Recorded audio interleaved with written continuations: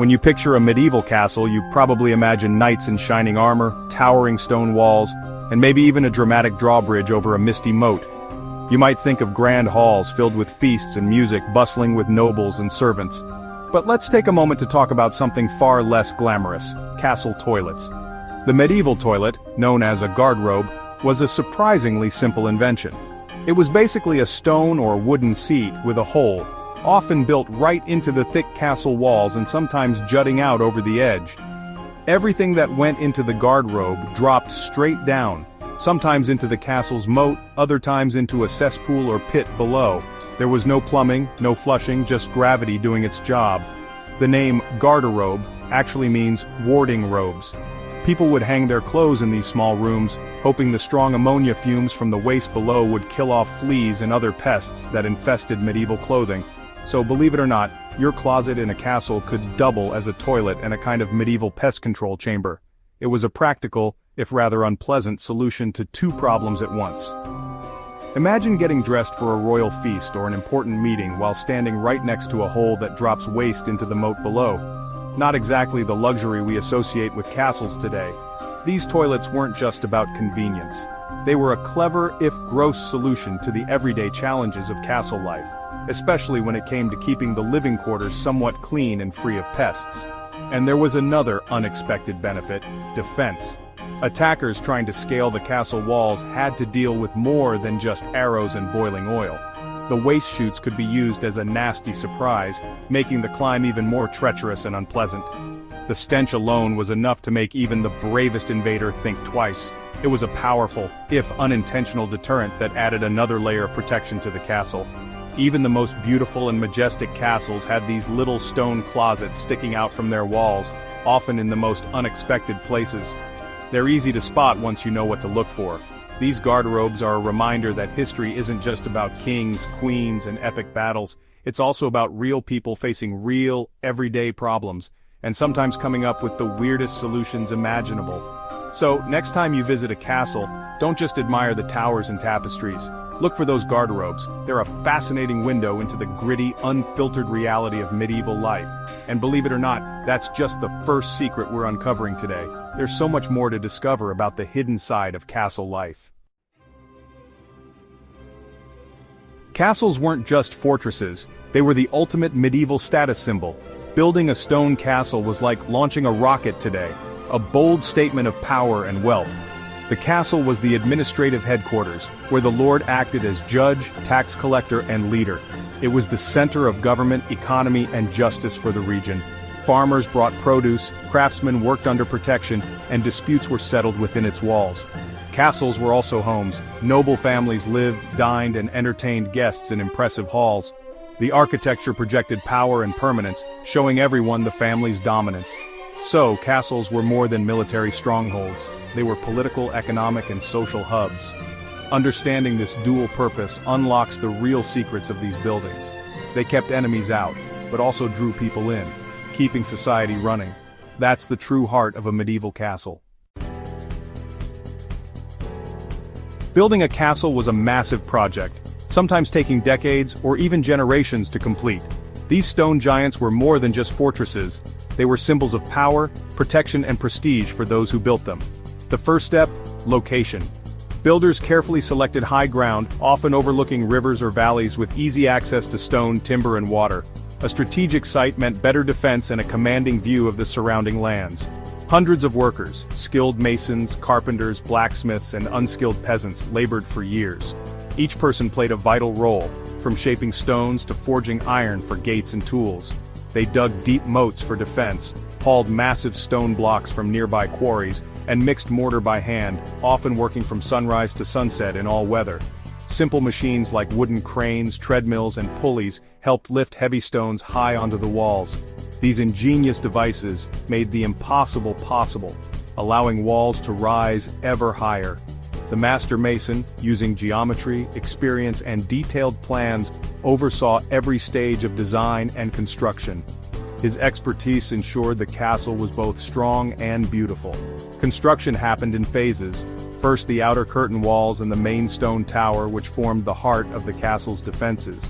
Then came the domestic buildings inside, great halls for feasts, kitchens, storerooms, and living quarters for the lord, his family, and their retainers. As wealth and power grew, castles expanded with new towers, luxurious rooms, and more advanced defenses, each addition a testament to ambition and prosperity. Every stone, carefully placed and shaped, tells a story of effort, ingenuity, and the relentless pursuit of security and grandeur. These weren't just buildings, they were monuments to determination, skill, and the dreams of those who dared to build them. Castles were built to last, surviving centuries of storms, wars, and time itself. Their construction was a true feat of medieval engineering and human willpower. The result?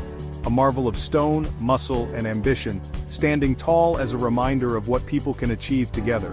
That's how a medieval dream became reality, brick by brick, and stone by stone.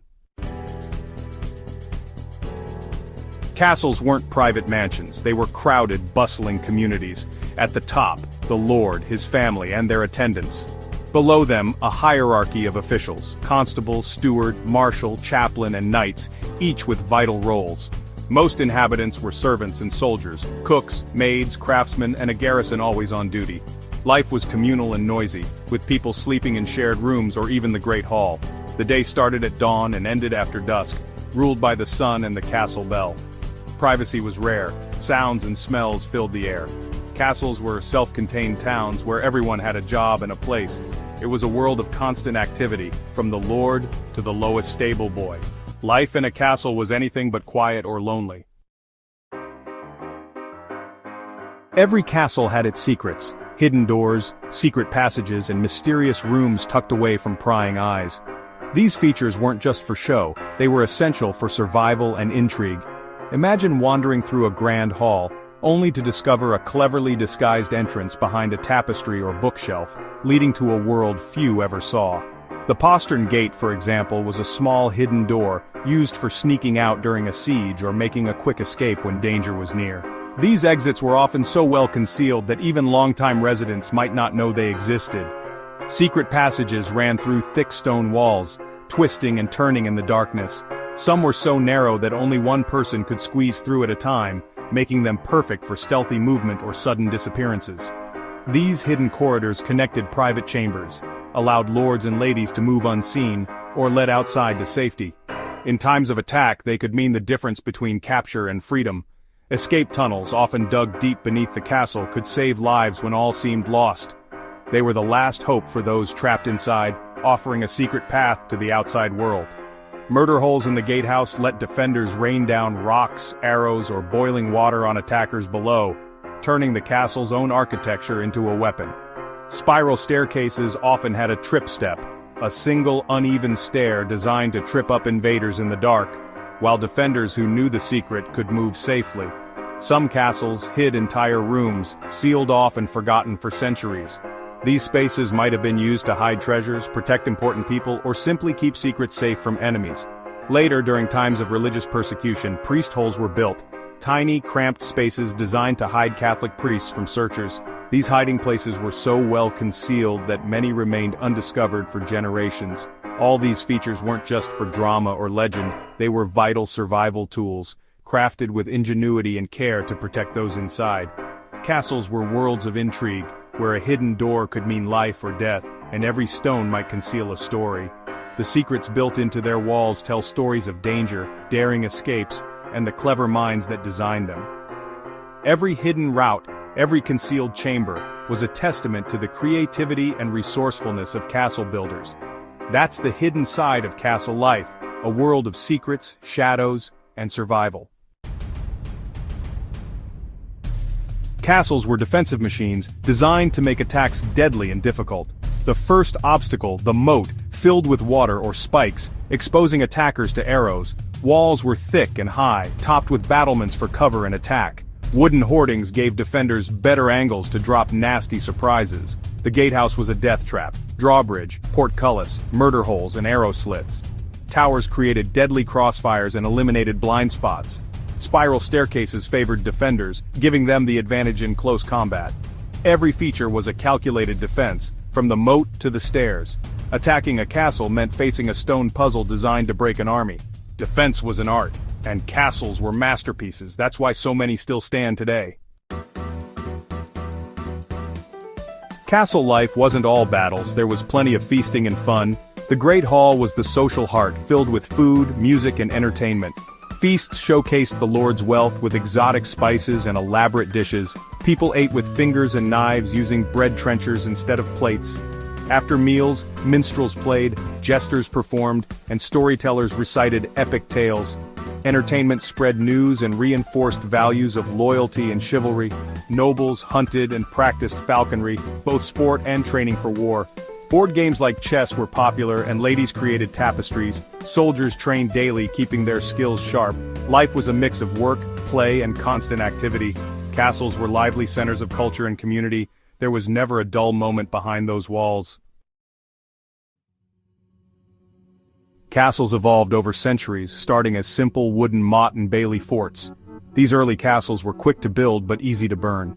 The Crusades brought new ideas. Stone walls and towers replaced wood. Square keeps gave way to round towers which were stronger and harder to attack.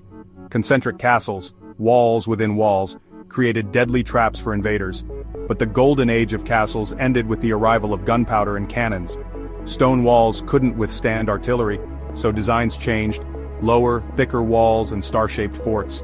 Castles shifted from fortresses to elegant palaces, prioritizing comfort over defense. Each change tells a story of innovation and adaptation. Castles are living records of warfare, technology, and society. Their evolution mirrors the changing world around them. From wooden towers to stone giants, castles shaped and were shaped by history. Their legacy still stands today.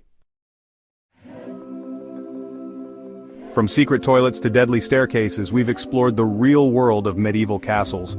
These weren't just stone piles, they were living communities, centers of power and feats of engineering. Every corner holds a story, every wall a secret. Castles are time capsules, preserving the grit and ingenuity of the past. You can still walk their halls, stand on their battlements, and imagine the world they once ruled. There are thousands more castles, each with its own mysteries.